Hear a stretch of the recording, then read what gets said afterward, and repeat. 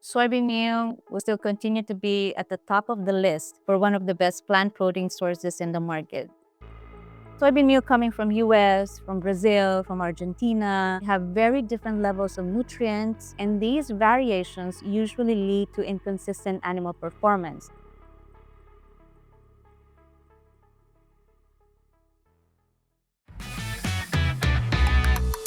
Welcome to Unplucked, the official podcast of the Poultry Science Association. This is the podcast where we strip away the fluff and get real about poultry science from bench to barn.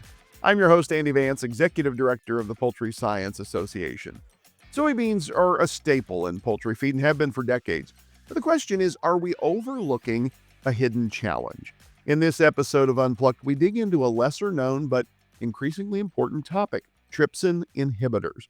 These natural compounds protect the soybean plant from pests, but they may also hinder protein digestion in the birds. Joining us this week to talk about this challenge is Andy Parino. Andy leads the charge for Novus International in Asia, helping producers and nutritionists there optimize bird performance through evidence-based feeding strategies. She brings deep insights into the feed industry and a real passion for turning scientific discovery into practical solutions on the ground. And if they just start, I'd love for you to tell us a little bit about your role at Novus International and your focus specifically in poultry nutrition. Basically, my role is focused on identifying key segments where Novus wants to actively participate and create intelligent solutions that drive profitability and growth for our poultry customers. When we started talking about this idea of soybeans that are such a cornerstone in a number of poultry diets around the world, from your perspective, why is it that we lean so heavily on soybeans as our key protein source? What is it about that feed ingredient that makes it such an integral part of the diet? I think the reason for this is the fact that soybean meal has a good nutrient profile in terms of crude protein and amino acids. And it is also highly digestible compared with other raw materials. And it is widely available and still cost effective in feed formulations. Kind of a bit of magic to bring all of that together, cost and availability. I wanted to talk about some data now as we dig into the science of this challenge with trypsin inhibitors we're going to talk about. Novus is known for gathering a lot of data and analyzing and really putting that into play in your work with clients. Analyzing more than 1,200 soybean samples from around the world in a new research initiative. I'm curious what prompted this research initiative and what were you trying to learn gathering the samples from all of those different areas of the world? Actually, if I remember correctly, it was about 6 or 7 years ago. We received some feedback from our customers in Latin America about the variation of soybean meal quality that they were using. So what we did with Novus is we started collecting samples, analyzed them based on different parameters like urease activity, KOH solubility, and trypsin inhibitors, which was not commonly tested at that time. What we found out was there was a huge variation on trypsin inhibitors that we were getting, and that there was a poor correlation between urease activity and trypsin inhibitor level. So we fine-tuned the chemical assay for trypsin inhibitor. We developed an NIR calibration to make the trypsin inhibitor results more accessible to our customers. And what we also found out is that our protease advanced DP100 worked better in soybean meal that had higher levels of trypsin inhibitors. And we're going to talk more about those in a moment, but I want to focus on the bean for a minute. So, when you were looking at all of those different samples, I'm curious about what you learned about the variation in those beans from place to place. Factors, I'm thinking things like geography, processing methods, genetics. How did all of those different variables impact the nutritional quality of the soybeans in the study? Yeah, so I do agree. Not all soybean meals would be the same because the quality will be very variable depending on the soil condition, weather condition, and the genetics used for each cropping season. So soybean meal coming from US, from Brazil, from Argentina, and from India would have very different levels of nutrients and anti-nutritional factors, and these variations usually lead to inconsistent animal performance.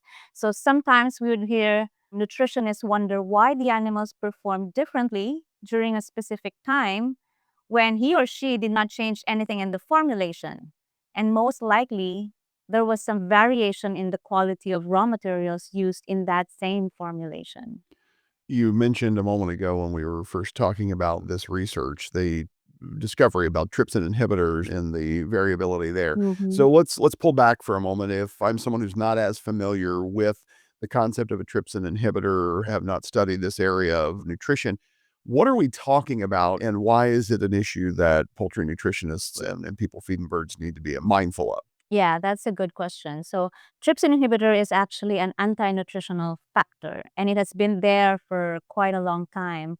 But trypsin inhibitors are naturally occurring anti-nutritional proteins produced by the plant. And in this case, we're talking about soybean meal.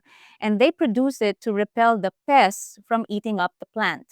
So, there was actually a trial done by Sultana in 2023 where they exposed different transgenic lines of soybean meal and a wild type as well to larvae pests for 10 days, and they measured the leaf defoliation. So, what they found out is that the wild type soybean meal, which had a lower trypsin inhibitor, experience the most leaf defoliation, while the genetically improved types of soybean meal had lesser leaf defoliation. So it would be safe to conclude that the modern genetics of soybean meal that we have now would be prone to higher levels of trypsin inhibitor. Yeah, and so if we know then that this is something that the plant produces naturally, but more so when we're talking about these more modern genetic lines, I'm wondering what that's meant for the impact on bird performance. Is it enough of an issue that I need to be worried about it? Are there threshold levels? What do we know about as those levels increase in our more modern bean lines? How much I need to be worried about this if I'm a nutritionist or a producer? Yeah, so trypsin inhibitors, by its name, actually inhibits trypsin, which is an endogenous enzyme. So these trypsin inhibitors affect amino acid digestibility by reducing it and consequently affect bird performance. And aside from that, we have seen studies as well that pancreatic hypertrophy also happens because the pancreas of the birds tends to work harder to produce more trypsin, and as a result, the pancreas suffers from inflammation. So, based on several trials we have reviewed, there is actually an acceptable level for this trypsin inhibitor activity in the diet, and that would be lower than 1 milligram per gram. I mean, anything above that would have some effect on the bird performance.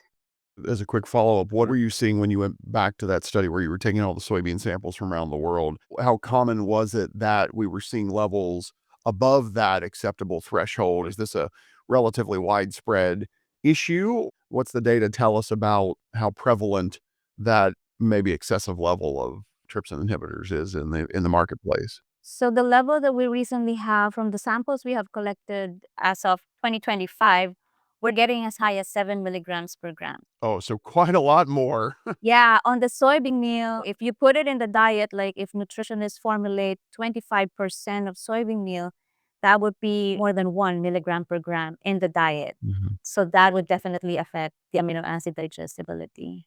Looking at how we deal with that, especially as that much beyond what you're finding is that acceptable threshold, heating soybean meal is a common strategy to reduce trypsin inhibitor levels. But I'm wondering if that's the most effective solution or if there are drawbacks to that approach that a nutritionist should be wary of. Heating soybean meal can actually eliminate a bit of those trypsin inhibitors. So there are two types of trypsin inhibitors that we have. So one is the Punitz trypsin inhibitor, which is less resistant to heat, so they can be reduced by heat treatment. But as we know, once you overcook the soybean meal, there will be a Maillard reaction, which will happen, Mhm. and this can degrade your essential amino acids. The second type of trypsin inhibitor would be the Bowman-Burke, which can inhibit both trypsin and chymotrypsin and is more resistant to heat. So, one of the effective solutions we have seen actually, which is consistent, would be using an efficient protease to hydrolyze the trypsin inhibitors and then reduce its effect on the animals. And we were talking about the digestibility and bioavailability of nutrients being affected by these trypsin inhibitors in soybeans. So when we look into the research, when we get to some of those levels you're seeing, 7 milligrams and as high as that, What's the research tell us about how digestibility and bioavailability of these nutrients, amino acids, and so on are affected in the diet? There was a trial done by Karen Wedekind in 2020, which shows that as the trypsin inhibitor increases in the diet, there was a constant decrease in apparent ileal digestibility of amino acids. And when we calculated based on the linear regression equation, for every milligram per gram increase of the trypsin inhibitor activity in the diet, there was actually a 3.5% decrease in amino acid digestibility. So you can already see the impact. And in that same trial, the treatment with the full fat soybean meal, which usually has a higher trypsin inhibitor level, the reading was around 5.8 milligram per gram trypsin inhibitor. But that treatment had a 7 points higher FCR compared to the treatment without the full fat soybean meal and only had a 3.1 milligram per gram trypsin inhibitor. So you can already see, the effect in performance once the trypsin inhibitor level becomes higher in the diet. Well, let's start thinking about with that kind of insight. If I'm a nutritionist, if I'm an integrator, if I'm a producer, trying to think practically about how to use this information to adjust feed formulation so I can improve my return on investment with my diets, what are some recommendations you might have of how I can take this information and put it into practice? There are two options that nutritionists can do. One is to compensate the decrease in amino acid digestibility. So the nutritionist can increase the supplementation of synthetic amino acids in the diet. But this practice would actually be costly and laborious. You have to check every time the level of trypsin inhibitor and adjust your synthetic amino acids. So it's going to be laborious for the nutritionist. But the second option is, using an effective protease, which can hydrolyze the trypsin inhibitors and then minimize the negative effects on the animals. It's kind of an insurance that whatever level of trypsin inhibitor you're getting, you still get a consistent animal performance based on the diet that you're going to give them. And as you mentioned, you saw in that study the pretty effective response Mhm. by using that as our alternative. And if I want to start pulling out and look at some bigger picture, particularly with you as you work with clients around the Southeast Asia and around the world, I'm wondering what are some of the most common issues, misconceptions, myths about soybeans you encounter in the industry as you're working with different feeding systems, different production types. What are some of the things you run into as you're trying to diagnose challenges and help increase bird performance? One of the common misconceptions we see is that the nutritionists use the urease activity results to determine the trypsin inhibitor level in the soybean meal. So, like I mentioned a while ago, we have analyzed more than 1,000 samples.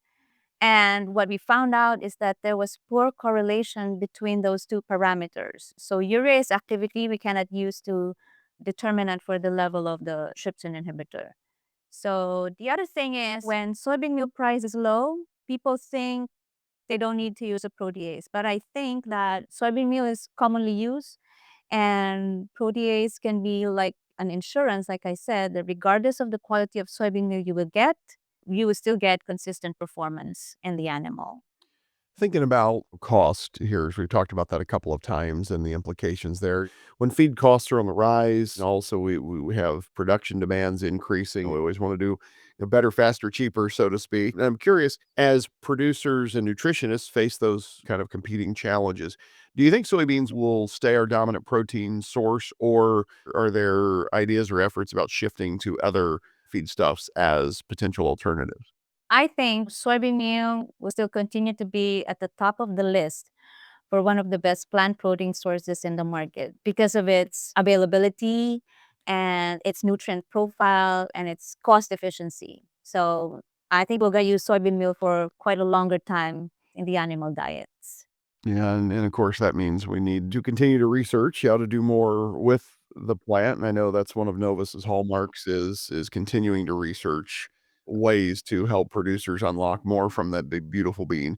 What are the next steps in your research program or questions your team is hoping to answer next? What's on the plate?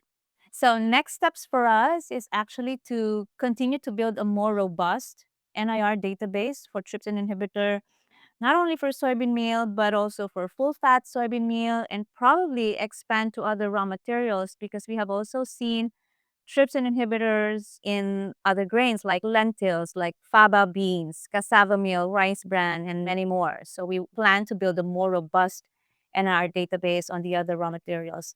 And also, in addition to that, we might also develop calibration for other anti-nutritional factors like your glycinin or your beta-conglycinin. So there's still a lot of things to do to be able to scale up whatever support we can provide to our customers. Absolutely. While we're together, I wanted to pick your brain about another related topic. A couple weeks ago, we spent a week in China together with several hundred members of the Poultry Science Association. Novus International was Yeah. one of our main sponsors, our sustaining sponsor of the PSA Pacific Rim Scientific Conference in Macau, China. And you working in the Asia Pacific region, I'd love to get some of your insights about what's happening in the poultry industry there. What are you most excited about in terms of how the direction the poultry nutrition sector is heading in the next few years in your region? So, what excites me the most here in Asia is the fact that the biggest growth in poultry production is going to happen here. And we at Novus is helping our customers reach their full potential in terms of profitability, productivity, sustainability. And I'm actually passionate about creating intelligent and practical solutions that help feed the growing world.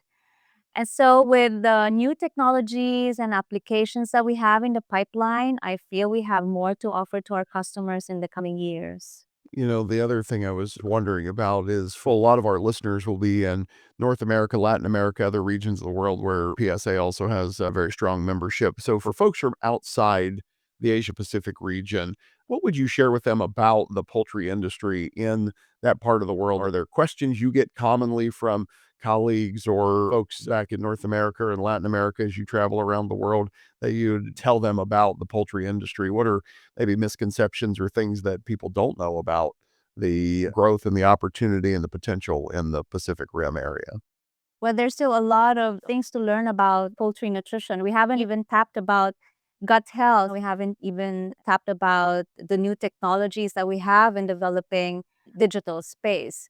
So there's still a lot of things to do and things to explore. We adjust based on what we hear from our customers. We identify with their pains, we identify with their common concerns, and we create unique solutions to be able to help them. So the poultry industry in itself is going to grow. For us, it's like a safe meat. It's very affordable. There is no religious concerns. We're really going to see this poultry production globally expanding more than the other meats available in the market.